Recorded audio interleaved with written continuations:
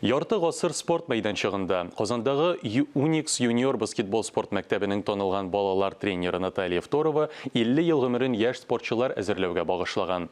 Тәжірибелі ұстаз көп мәшәкіртні зур спортқа шығарған. Хәзір нәрселер белән шөгыльләнә. Біз дә қызықсындық. Аны киң кочакларны җыеп, рәхмәт әйтеп каршылыйлар. Пандемия сәбәпле зур тантана оештырмаска булганнар. Наталья Фторова баскетбол буенча Татарстанның атказанган тренеры, күп кенә чемпион титуллары һәм бүләкләре иясе. 50 ел эчендә 20дән артык команда әзерләгән. Төрле яшьтәге меңләгән бала аны үзенең остазы дип саный.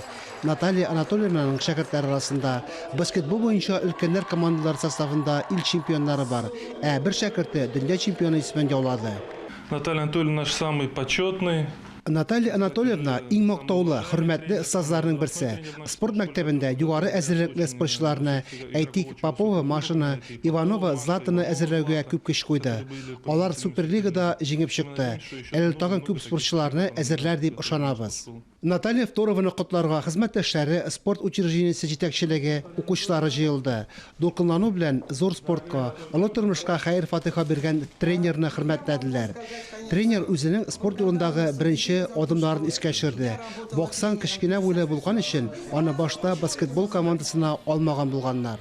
Команда, в которую я играла, «Динамо», мы встречаемся с ними 56 лет. Думаю, что не зря мой путь. Вот так меня не брали на баскетбол, ростом-то маленькая, из-за подружки брали. Но мне так нравился этот вид спорта, что, видите, уже везу 50 лет. Котлаулардан соң тренеры баскетбол ветераннары белән бергә яна спорт мәйданчыгына чыкты. Сәламәт, актив яшәү рәвешен бер кайчан да туктатырга ярамый дип саный. Фарис Мөхәммәтов, Дамир Мөхәммәтханов, Татарстан яңалыклары.